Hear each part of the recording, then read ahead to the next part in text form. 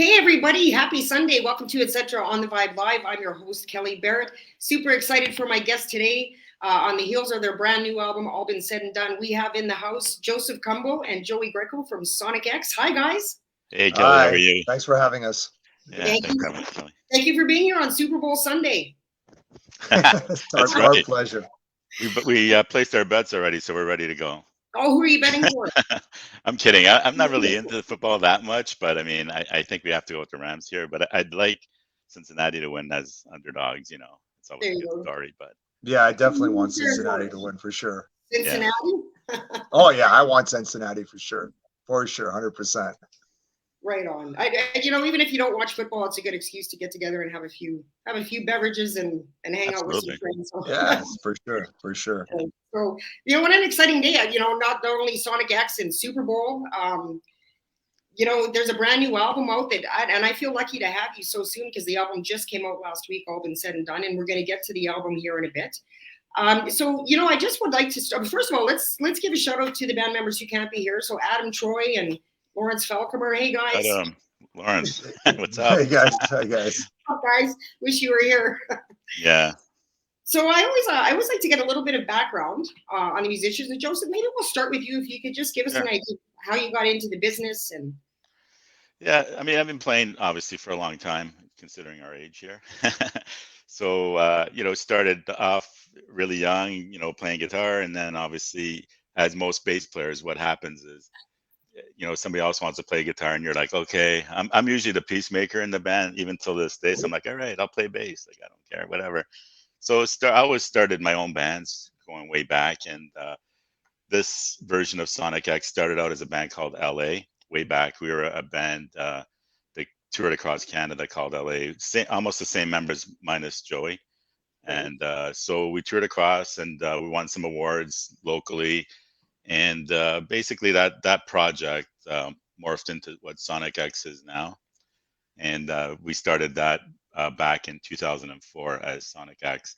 But like my musical journey is all over the place. I was involved with the band Triumph for a while and worked for them in the management company and kind of learned a lot about the music business from like guys like Gilmore and Mike Levine who are just outstanding, at what they do. And so, my musical background is kind of two-sided from the musical perspective playing and then from the management. So I manage the band as well. So yeah, so it's been, interesting and meeting up with Joey back in 2015 really changed a lot for me. Like he's been a real Well, inspiration. I think it's farther back than that for sure. Yeah, I think yeah, like because I met you guys when I mixed that 13. Well, yeah. You're I got mixing. helped you. I didn't mix. I just helped you guys out with 13. So that goes Yeah, back, and then yeah, for sure. yeah. So yeah, it's been quite a wild journey, and now we're here and releasing a new record, and we just keep doing what we do and having fun doing it. Right on, Joseph. Think given what you just said there, I think that it's kind of a benefit to you to have, both sides of the scope. To have the player aspect and the artist aspect as well as the management background. Yeah, That's probably been a real bonus with you as you've been recording albums and. yeah. It's helped. It helps a lot, because these days, you how to represent yourself publicly and all that. We have a lot of that control ourselves. So we get to release songs when we want to. We get to release videos when we want to. We get to put out our brand messaging the way we want to. We have total control over that.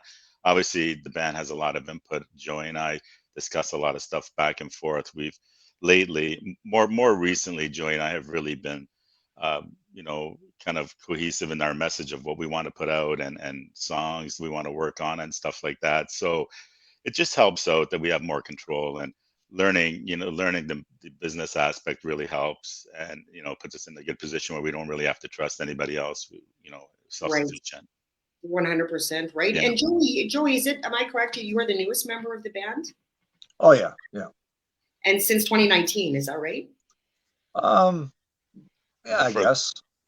Roughly. Well, in a nutshell, back in 2015, like Lawrence and I, we're all friends.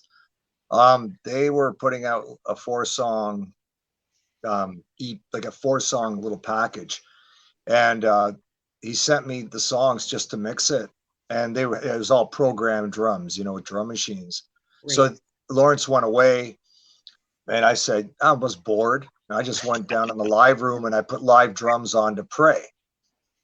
And then I sent the mixed version back with electronic drums, and I sent a mixed version of the live drums. And I said, use whatever you want. He called me back. He said, hey, he goes, do live drums on the other ones. I said, all right. So I went downstairs and I did the live drums to that. And then next thing you know, Pray is being played on XM radio, and he goes, so you might as well be in the band. I go, well, I guess, why not? I mean, I never wanted to be I never wanted to be in a band, and I never wanted to be like a performing musician. I just wanted to be a studio rat, which is what I do. I just want to be locked in this place and just make music. And I didn't really want anybody to, I just wanted to be by myself. So all this, but it's cool. It's very cool what happened, but it morphed into this. But it wasn't my intention to be. I just wanted to be like a studio guy. That's all I wanted to do. So turned out to be something else. Create music, and now you get to do both. And how cool is that? Yeah, it's cool. Yeah, it's cool. I mean, being a singer is was never on my radar ever. Really? Never ever. I mean, never on my radar. I mean, I couldn't. I couldn't, like 10 years ago. I couldn't like I sang. I mean, but I wasn't nowhere near. I wasn't a good singer. I don't think I still am not a good singer. I just scream I scream and I hit the notes and I get lucky, right? But you know what? But what I'm proud of is I don't use auto-tune. I don't use it. We don't use any tricks. If the note was flat, it's flat. If it's sharp, it's sharp. We don't, like, one thing I'm really proud about this band, we don't use any tricks. No quantizing, none of that stuff. There's no samples. Everything is live. And that's what I'm proud of. I'm not saying the other stuff is not great. It's great, the sampled stuff and auto-tune. Hey, God bless. Not for us old timers. We're old school. Old school, I mean? Right? Yeah, we're old school for sure. Right. So, and so what is your background like, Joey? Before you got into being a studio rat and then joining the band, did you always have did you always know music was the path that you? I mean, as a youngster, I played with some childhood friends in a band called Topaz, and we played clubs and we did stuff. But I forget when it was. I think it was 1987. I had a bad accident. I chopped these fingers off with a miter saw, and had them like one came off, one almost. So they were kind of reattached. So I just forgot about music. Right. I just said, forget it. I'm done. And I just went on with my life.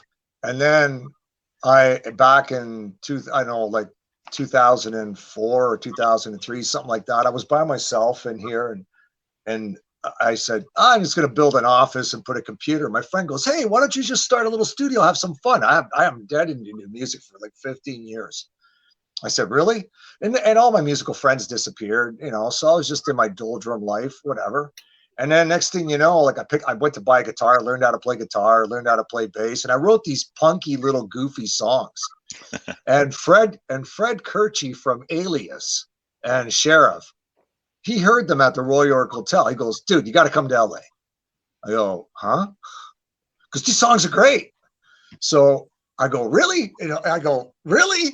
And this was before Green Day came out with the American Idiot album. So I went to LA and I got introduced to all these guys. I go, hey, we love the songs. Are you willing to do this? Are you willing to do that? I go, no, I don't. I go, I've got a regular life. But these songs are great. You should be doing it. I go, no, I don't want to do it. Right. So then I just came back here to Toronto and then just started to mess around, build the studio, get into it more, started meeting new people. Next thing you know, now I became like the studio rat, and then started playing. So it's not as exciting as Joe's, but some stuff did happen, that's for sure. So that's basically my background. So that's your story. And Joey, you're the guy, like, we've been Facebook friends forever, and you're the guy that will just like wake up at 2 a.m. and just like bang out a song. So Did For one me, today. Did one today. You know, as you do, right, Joseph? You know, as you do. Did You one get up. today.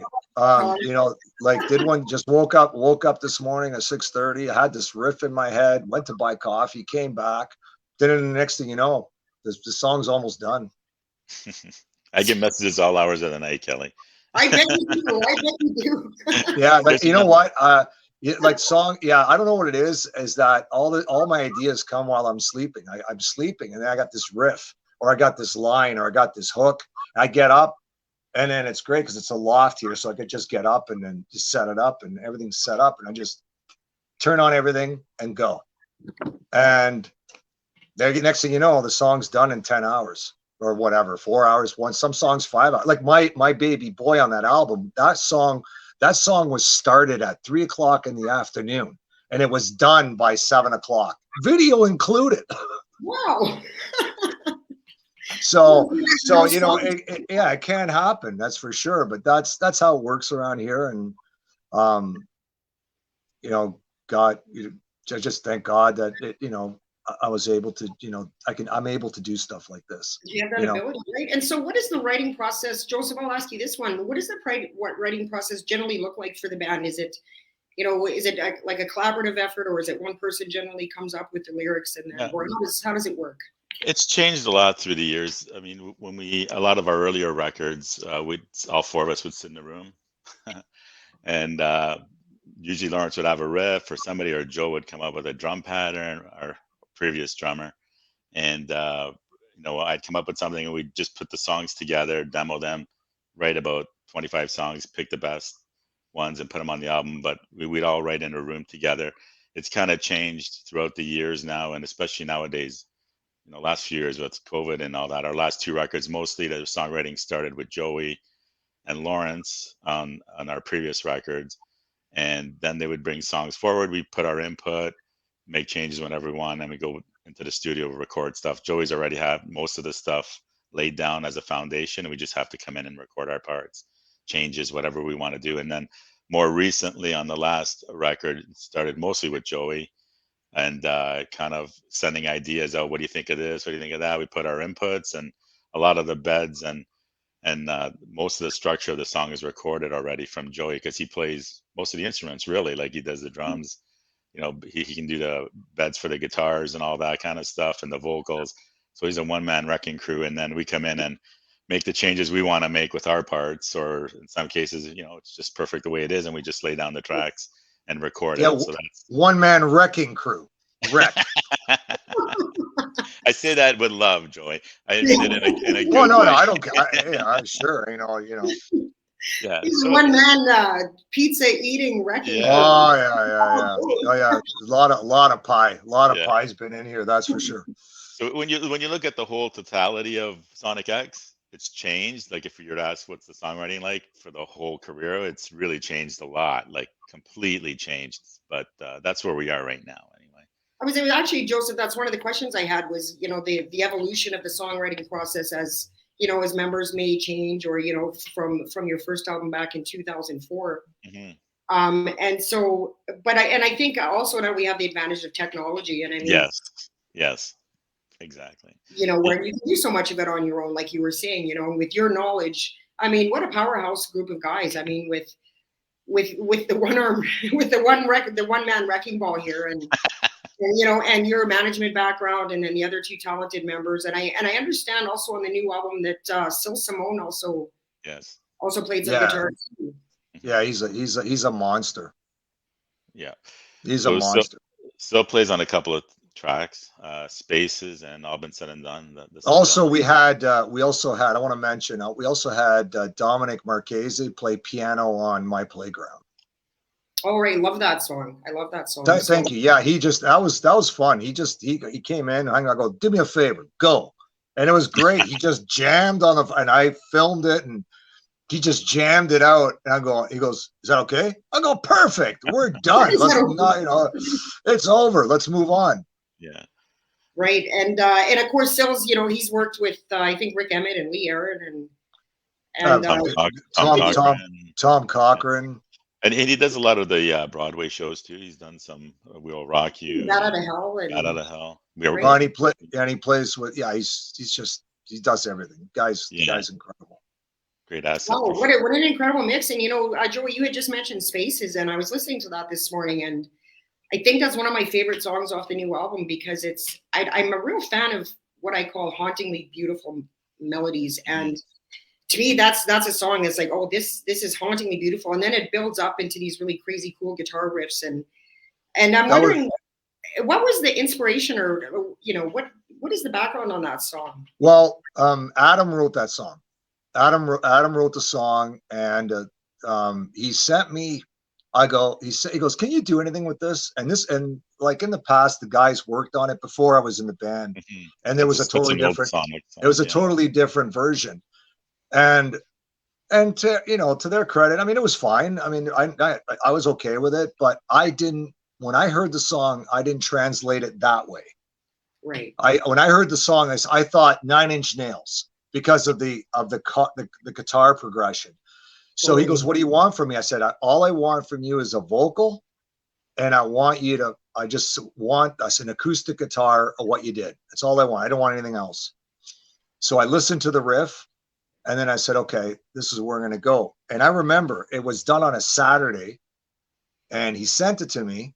I started around Saturday morning at 10 o'clock in the morning, started playing the piano and started going into my library of all the sounds. And then by 2 o'clock, it was done.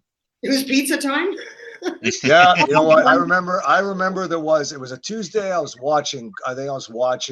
I don't know what I was watching, Big Bang Theory or something. I had it on the screen, and I'm looking back and I'm messing around. And then I just picked up the guitar, and it just one thing led to another. And, within 6 hours, that song was done. But Adam wrote it, and the vibe just came from how he sang it. And I think both of us singing, I get the vibe from a vocal. If I listen to the vocal, and that's where the vibe goes. If somebody's singing it with a lot of tension, I will go that way. If it's sung like, hey, like that, typical, then I'll go that way as well. But that song was inspired. And then Sil played on that. Sil did the guitar work on that. He did all those ghosts. It was really cool. So the song was done. We decided to put it on the record, and then Sil was around, and he goes, I love this. And then he messed around with it, added parts, brought it back, mixed it, and it got on the record. Wow. So- I just, one of the things I love about not just this album, but, your collection of music in general is that I love that you guys have this, this innate ability to do, a beautiful song like Fly Around the World. And it's emotional and it's sweet and it's, and then you have this, and then you can just switch like that to, some real kick-ass, hard driving rock. And, truthfully, I really wanted to have you guys on the show because I personally, and I listen to a lot of music. I think you guys are one of the best bands to come out of Canada. And I say that. Wow. Thank you. Wow. That's a huge compliment because a lot of That's a great huge bands. compliment. Yeah. And you hear bands and you go, these guys should be collecting Juno Awards. Like, why, these guys should be a household name. And I really feel that about you guys. I mean, the amount of talent that's, in the songwriting. And there's a quote here from, so this is just a quote about it. It kind of describes the music.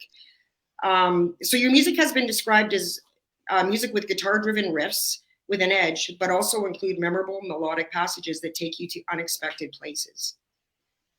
And I think that sums it up perfectly. It kind of, trails on what I just said is, that ability to move from one genre to another and, one emotion to a complete 360 opposite emotion in another song.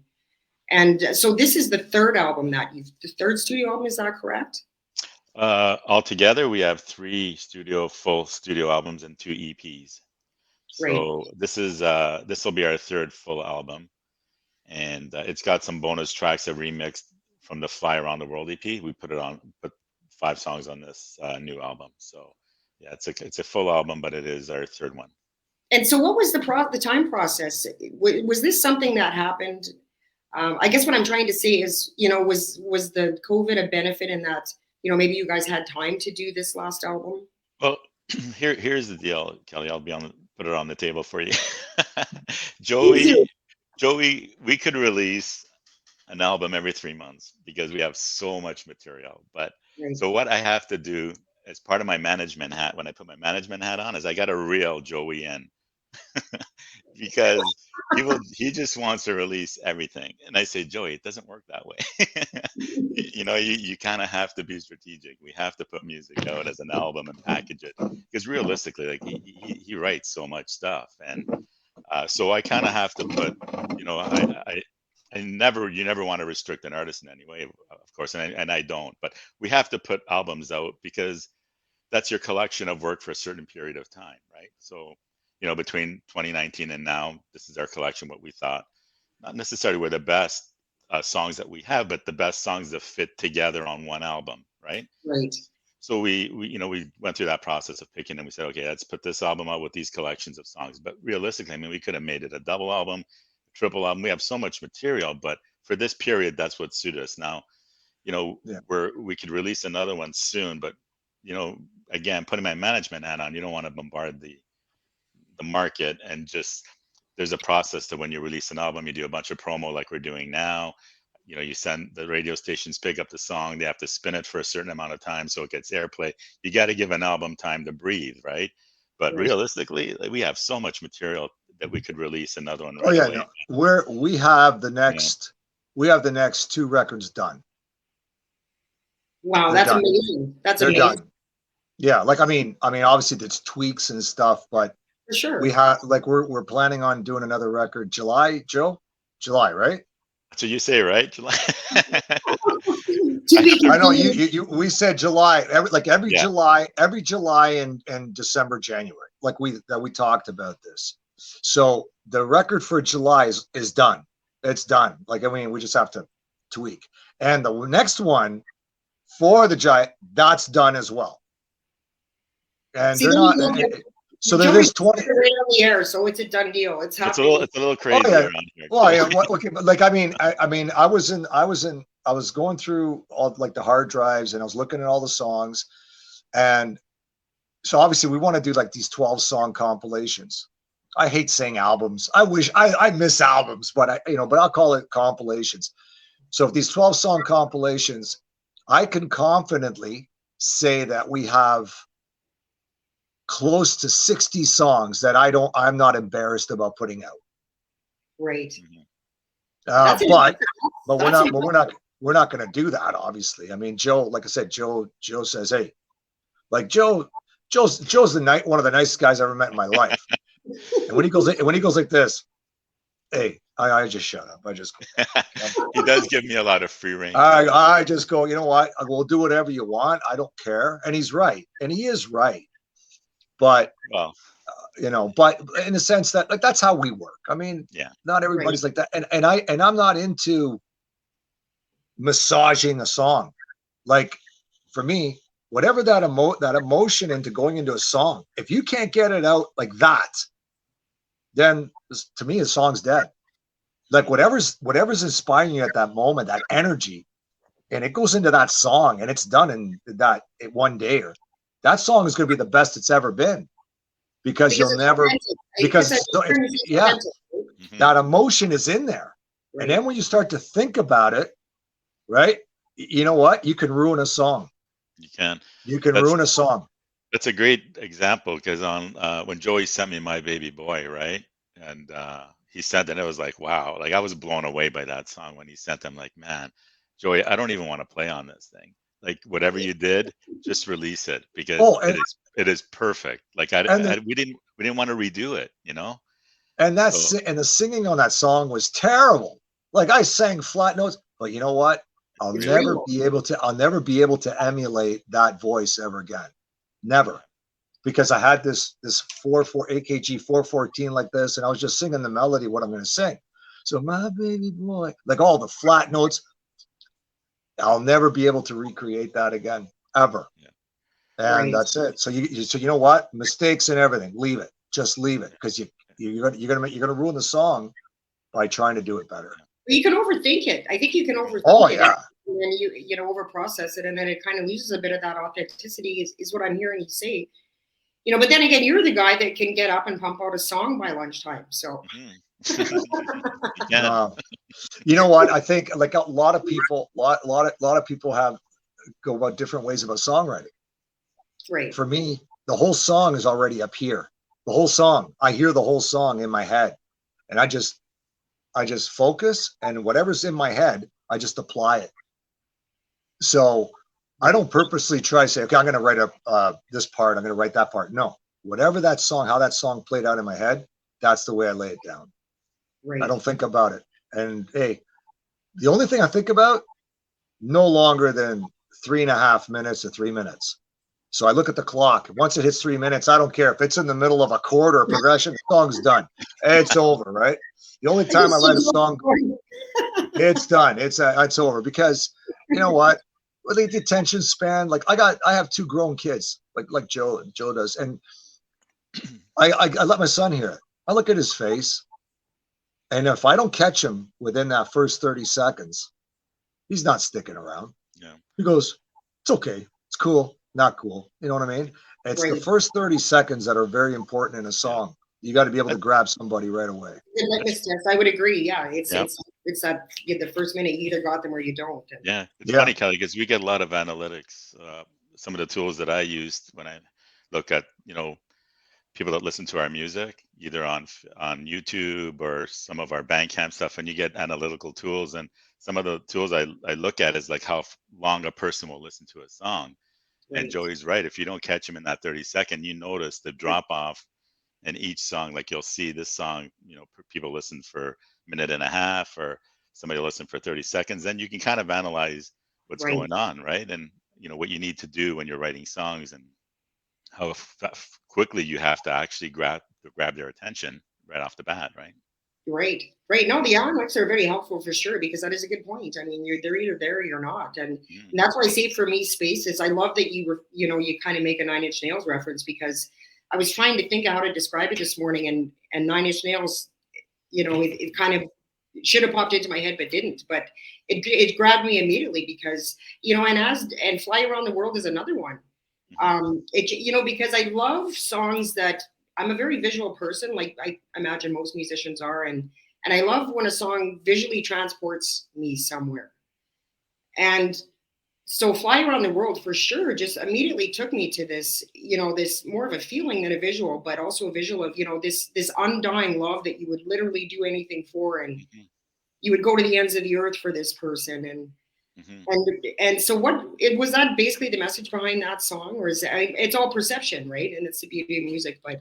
Well, I mean, being truthful, I have a TV. I have a lot of TVs here. So in the middle of the night, I had this dong, dong, dong, dong. So I recorded the riff.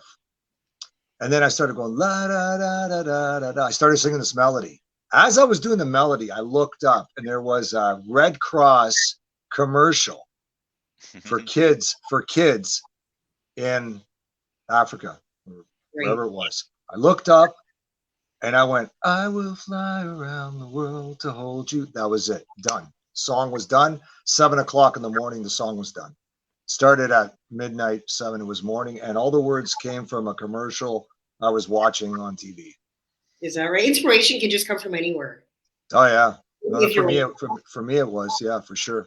And talking about flying around the world, Kelly, that video, a lot of the live footage was shot in Hawaii. Is that Joey's daughter in the video? That's my daughter. Yeah. Do you have a shotgun handy? Now, my, you know what? I don't know if I should go out and say, but I think he'll be my future son-in-law. The guy's, he is the best. I love the guy. You know what I mean? Like, I wish he was my son. Like, he's just a great kid. So yeah, no, I don't need a shotgun. She's good. We're good. Good, we're good. Well, I bet if he's watching, he's just like. No. He had to talk. He had to talk the first time we went to the airport to pick her up. I looked at him. I said, I'll go to jail for her, right? That was it. That's all I had to say. I'm Italian, right? Hey. Of course, I was Italian, right? But I'm not that type of person. Definitely not that type of person. But so, Joseph, you were mentioning that video was shot in Hawaii. Well, I'm just curious. Just now, popped in my head. Why Hawaii? Because she was going there on vacation. So and next thing you know, I said, "You going to Hawaii?" She goes, "Yeah. Nick and I are going." I said, "Okay, cool. Do me a favor, take footage." And Nick her boyfriend took it seriously. Like because Sabrina told me, she goes, Dad, you got to use it, because he was making me do this and making me do that. He was so meticulous. Correcting the I video. said, don't worry, we're using it. Like, I'm using this footage. Don't worry, we did. So it was, Yeah. that was it. Right. Again, authentic again. Yeah. I think that authenticity just comes right through. And Joseph, I'll ask you this question. So what would you say, like, what challenges would you say that the pandemic brought to you as an artist? Like, was there shows that were booked and then canceled, or? We were in a position where we weren't playing live at the time. So from a perspective of live playing, that wasn't much of a challenge. The challenge was getting together, obviously. Right. One thing, when Adam was in the band, he's in the US. So that's a challenge. So even something as simple as doing promo pictures together as a band became a challenge because he couldn't cross the border. Recording stuff, even getting together. A couple of, I can say one of our band members has a challenge because of somebody in the family being compromised with immune. Gotcha. Yeah. So, getting together all in the room really became a challenge. So we had to record parts separately, and the songwriting became more difficult. A lot of it fell on Joey's shoulders here, and then sending files back and forth to add parts. And, what do you think of this? What do you think of that? It just takes a little bit longer than if you're in a room together writing, right? Sure. So there were real challenges with the pandemic, but now it's a little bit better. We're able to get together a little bit easier, so it's going to change, which would be nice. But still having a hard time getting Adam over right now. But for sure, hopefully that gets better. Yeah. Well, there does seem to be a little bit of a light at the end of the tunnel. Yeah, for sure. Getting a little, and on the other end of the spectrum, Joey, I'll ask you this question. So, were there any positives as far as, I guess what I'm trying to say, as far as your personal perception or outlook on life as a result of the pandemic? Did it make you rethink things? Well, yeah, it makes you rethink a lot of things. Your freedom's taken away. You're locked in this box, and all of a sudden you get these emotions. You get things that come out of you that you didn't even know existed. Right. But for lyrics, it's great. Well, it provides a lot of material, doesn't it? Oh yeah, there's this guy running our country 4 hours from here. I mean, he's set me up for the next 50, 60 songs. So but yeah, that's for sure. Like, yeah, the pandemic was a positive for a lot of things, but it was a negative, obviously, for a lot of things. Mm-hmm. Like anybody else. And just our country, like you're being out west and us out east. I'm watching a hockey game last night. You guys have a full out in Vancouver. Crowd everybody's there. Right. All the hockey games here, nobody's in there. Yeah, it's dead. It's really like weird. It's amazing. In one country, we're divided. We're so divided. It is. We're so divided. It's incredible. And you know what? And that way of thinking is what's going on. You notice that with this pandemic, you either made some good friends and you lost friends. You lost some friends. Yeah. Think about it. You know what I mean? Like, there's a lot of people you thought were solid. They disappeared. Ones you never thought that were cool, they're in your lives. Right. Yeah, exactly. It's amazing. Go ahead, Joey. No. Sorry. I was just about to say that. I mean, there's some people that have been in my lives. They're no longer here. But now I met a lot of new friends, a lot of new people. Mm-hmm. And, like, I think this kind of happened. It's a bad thing. I wish it never did. But in some ways, some things that were meant to be happened during this pandemic. For sure. And Joseph, I'll ask you this. Do you think that, I find, like, just, with musician friends that I have and experiences I've had in the music industry, there's always been a real sense of camaraderie with Canadian musicians. Sure. You find that now during this time that it's even more so than ever? Like, there's almost this real sense of, we're all in this together. Yeah. Have you found that? Do you notice that? I do. It's like, because it's a small community, especially, with musicians and Canada, and even like geographically where we are, like we help each other out a lot and try and spread the word. But yeah, it is a small community, like Joey said, Dom coming over, playing on our stuff, and we promo some of our other friends' bands. And it is a little community of friends and musicians that we have. If you notice like Joey posts a lot on Facebook, you'll notice a lot of the people that and the replies are musicians who really respect what he's doing, what we're doing as a band, and vice versa. You know, we give support to them, but you'll notice that it's really become a tighter community where we're all in the same boat. You know, we're all living the same challenges with being musicians. Some of our musician friends had their livelihood taken away because they're live performers and that's what they do for a living. So that's been really tough on them. And, you know, for us, it hasn't been that much of a challenge, but we understand, right? We've been there. So yeah, it really brought everybody together closer. And you really you know, like Joey said, you really get to know who your friends are in situations like this. And all the guys that have been here, they're such nice guys. And they're all great players, but they're all nice, like really nice guys. Like, but you also choose to surround yourself with people like that. Right? Yeah, it's true. But you know what? It just happens that we got lucky that all the guys that come into the studio, like they're the nicest guys. Like, you know, just all of them. I got too many to mention. But just whoever you see with me on anything I post or whatever, they're all great guys. Great guys. For sure. You get that feeling. You really do get that feeling when you read your posts. And speaking of, you know, great comments and great people, we're actually getting some comments in here. And so Donna Carr is saying, hey, Donna. She's a sweet girl.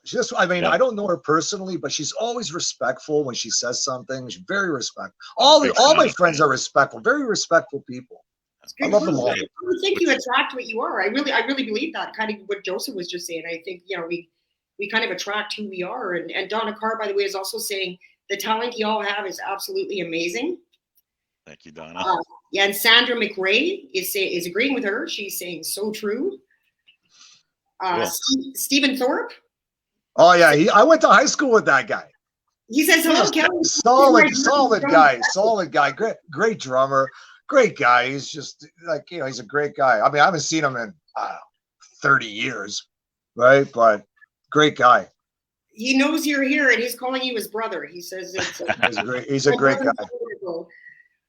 Ricky Lamha, who's a really good friend of mine and a huge fan of the show, is saying it's just so awesome to hear these stories. Thanks to the show, I will certainly listen to your music, and thanks to you, Kelly, and these great musicians for giving us your time on a Sunday. Thank you. Thanks, Ricky. Always so good to hear from you. And so I have another question for you. So maybe Joseph will ask you this one, and I'll ask you the same question after Joey. So as you're coming out with these albums, and you know, there's probably young musicians watching that are wanting to get into the business, and I'm just wondering what advice you would have for somebody in this climate, Joseph, that wants to get into this business and basically do what you're doing, which is make music and release albums. Just be true to yourself, really. I think the authenticity comes through when you're real. Like, don't try and follow other. I mean, we all have bands that we love and respect, and we want to sound like, and you know, you have your influences, but really try and hone in on who you are as a musician. Try and be real, because when people listen to music that comes from the heart, like it resonates, right? And you can tell, like, you know, we were discussing some of our son. I'm sorry to use our songs, but you know, that's what we know best. But some of the songs that we discussed earlier, My Baby Boy and Spaces, those come from real places. And when people hear them, like, you know, it's affected you, like you listen to Spaces and you get that vibe, and you know that it's coming from a real place. I think people really will grab onto you as a musician and the band that you're in. And I think it'll take you further than if you're trying to emulate, like, hey, let's put this, you know, Led Zeppelin vibe out, or whatever the new band is that you want to do. Just be true to yourself is what I would say, really. Great advice. Joey, what would you have to say about that? You know what came out of his mouth was basically on the way out of my mouth. But I'll just add this though. I'll add this, and I might get in a lot of trouble for this. Uh-oh. Anybody who's it's not that bad. Anybody who's heavy, who acts heavy, or always heavy, get rid of them. You don't want them, especially if you're doing music. If they're heavy, you know that term heavy. Yeah, you better explain what heavy means, because I don't think a lot of people. Exactly, the attitude. If you have an attitude, like if you're the attitude, like that you sense that it's all about them. Right. Yeah, there you go. Get rid of them. Get rid of them. Just don't hang around with them. Guys, musicians that are heavy, I got no time for them. I have no time. I have no time for them. I'm like, hey, great, you got talent. God bless. Hey, good for you. You and 1,000 other people, right? But when you come in through that door, check your ego at the door, because 100%. I love it. Because I don't like heavy, and I sense it. There's time. Listen, I'm pretty difficult to work with. I can be a real pain, because if I sense heavy and I sense that it's about you, get out. Right. Get out. Just get out. I don't want to know you. Get out of my life. And any young musician, have fun, enjoy it, be true to yourself. And if you're in a band and you got a heavy member, get rid of them. Get out. I would agree, Joey, because essentially a band becomes a family, and you're going to spend a lot of time with these people. It becomes like a marriage of sorts, in a strange way. And so I would agree, check ego at the door, because you may be talented, but there's 1,000 other people standing behind you that are just as talented that maybe don't have the ego. Exactly. Well, you know what? Like I work the knobs here. I'm not the greatest at what I do. Obviously, I'm not. I do the best I can, but I work the knobs. I'll take input from people, right? But I hate being told what to do if you don't know what you're doing. And with my experience, heavy people talk like they know what they're doing when they don't. And they talk the loudest. So just get out. Get out. And that's the Italian in me. In Italian, we say "ma vattene," to get out of here. Just go, just leave. Just leave. Just, you know what? I mean, just be real. I know what I am. I know exactly what I am. And when people walk in here, I know exactly what they are. Right. And I just, for any young musician, have a great time, enjoy it, make music, don't follow anybody, just be yourself. But if somebody's putting a downer in you or whatever, just get rid of them. Right. I would agree. That's great advice. And I would also add, just write your own music. Yeah, that's it. Write your own, even you know what? There's no such thing as a bad song. It's how you presented it. Right. Right? So any song, like there's 12 notes. You're working with 12 notes. So there's nothing bad about it. It's how you presented it. And that's all you got to learn is learn how to present it. I go, the best thing is a young guy. Hey, I wrote this song. Yeah. How long? First question I ask, how long is it? I don't know. Well, check your MP3s. How long is it? It's coming in under 7 minutes. Bye. Get out. Get out. Unless it's Bohemian Rhapsody, Hotel California, Hotel California, Comfortably Numb, or if you're like stoned and In-A-Gadda-Da-Vida. If it's one of those four, get out. Nobody's going to listen, especially nowadays. Nobody's going to listen to a song that's 8 minutes long. Nobody.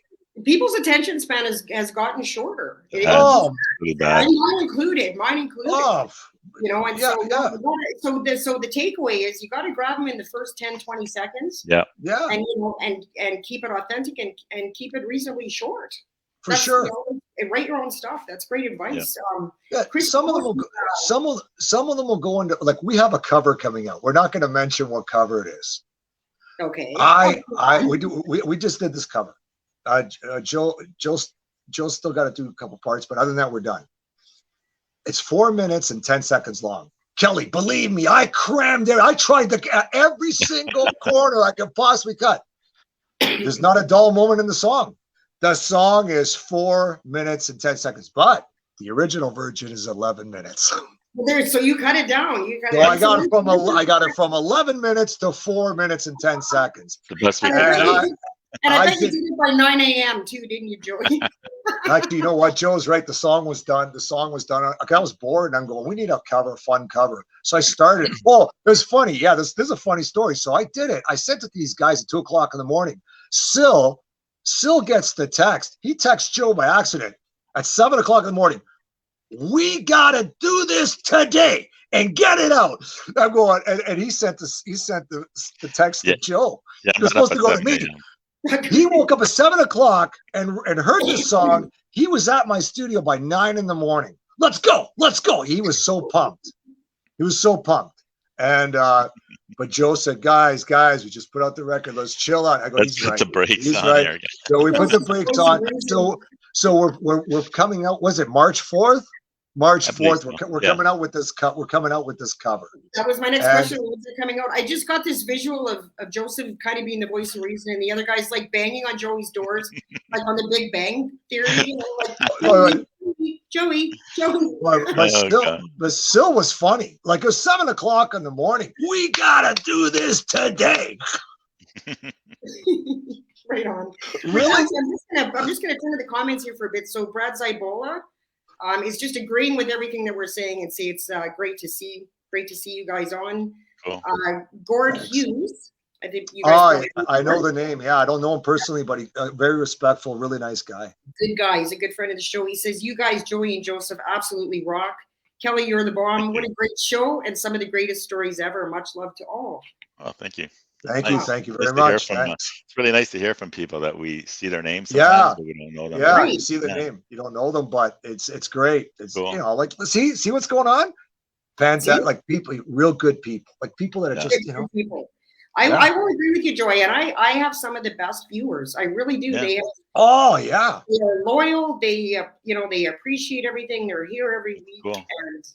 And your guests, you got killer guests too. Yeah, you have like a great show, we felt honored. We felt honored. Go, she wants us on. Like we're watching Rick Emmett and all these guys and go, whoa, like this, these guys are like, they're the heavies. Yeah. But you know what? I really truthfully, and thank you for that. And truthfully, I get blown away sometimes too when one of these great artists like actually agrees to come on my little show. It kind of blows me away sometimes, still to this day sometimes. Yeah, but you're a talent. You're a talent. Yeah. You got a lot of talent. Hey, Kelly, when you get huge, make sure we're back on the show again. When you guys get huge, remember the little I had those boys on my show back when. You got the personality made for this. You're an awesome person. I'm not just saying that because everybody's. I'm telling you, you're solid as they come. I'm very respectful. I appreciate that. I do. Great interviewer for sure. Awesome. Oh yeah, big time. I'm touched by you saying that, and truthfully, honest to God, one of the reasons I had you on is because I think you are every bit as talented, and I think you deserve to be where any other guest that I've had on this show is. Thank you. I really believe that from the bottom of my heart. And by the way, guys, viewers that are watching, the address so you can check out Sonic X's music is scrolling across the bottom of your screen. Oh, cool. So go check it out, www.sonicxband.com. You can check out the new album and all of their music there. You guys, seriously, I can't thank you enough for spending part of your Sunday with us. Oh, it was our pleasure. Our pleasure. Big awesome. Time. Thanks for having us. We're really looking forward to this for sure, Kelly. It was really, really nice to connect with you. Awesome. It was great to meet you guys too. And one last thing, what's coming up next for Sonic? Will there be tours or will there be shows? I mean, pandemic. Well, basically, in a nutshell, I think this is my personal opinion. I think if Joe gets a call, like last time we got calls for some festivals and we couldn't go do it. I mean, there's reasons, but I'll shut up. But if he gets a call for a festival, it wasn't me this time. I didn't block it, Kelly. I wanted to go. It's the Italian thing. It's Italian thing. If we get a call for a festival or something, we're there. Yeah. Okay, good to know. So touring is possibly an option, Oh yeah. Now it is. Yeah. So immediate plans, like the record's out, promo that. We're gonna do the cover March 4th. We'll have it out, and then after that, look for a new record later on in the year when I'm gonna push it out as much as I can, but Joey's gonna try and pull me into earlier. So I see that. But we'll let everybody know on the socials. I mean, it'll be out, relatively around July time again. We're not gonna be quiet. Like we're doing covers for fun. Like we do it for fun. Yeah, they're for fun. I used to throw out a lot of original music. I'm not gonna do that anymore. We're gonna have that. We're gonna keep it together in our vault. But we're gonna be doing probably a cover once a month. Just a fun one. And whatever. And we're just having fun. We're having fun with them. Like, you know what? And they're gonna be covers you don't expect a rock band to do. Right. That's the criteria. Oh, wow. I would expect no less from you. And I think there's something about the familiar mixed with the new. I think covers are great. I think the odd cover thrown in is. We're just doing it we're doing it for fun, and just to keep recording, because now, like writing, like we're good in that department. We're set up. We just want to have a good time, and we want to connect with people. Like we do it because we like entertaining. We like having fun. Right. I get that sense. Sandra McRae is just saying you guys are already huge Thank you, Sandra. She's the best. I love her. She's great. She's great. We love our followers for Yeah, sure. she's great. No, she's an awesome person. I know her personally. She's a great person. Fabulous Right person. on. I get that sense. Well, you know, the Joe and Joe show has been a blast. Well, thank you so much. Again, thanks for having us. This was Yeah. great. This was great. Yeah. Loved You it. guys are lovely. You're welcome back here anytime. And Oh, and I no. follow you guys on Facebook, so I'll be looking forward to that new cover song. And Cool. Thank you. you betcha. Thank you guys so much, and take care, and enjoy the Super Bowl. Yeah, thank you so much. You as Kelly. well. You Thank as well. Enjoy the rest of your Sunday. Okay. All right. Thanks, guys. Bye. Bye. Thanks so much for tuning in, everybody. I'm Kelly Barrett. This is Etc. on the Vibe Live. I will see you next week. And until we see you then, take care of each other. Be really nice. Stay safe and sane. Bye-bye.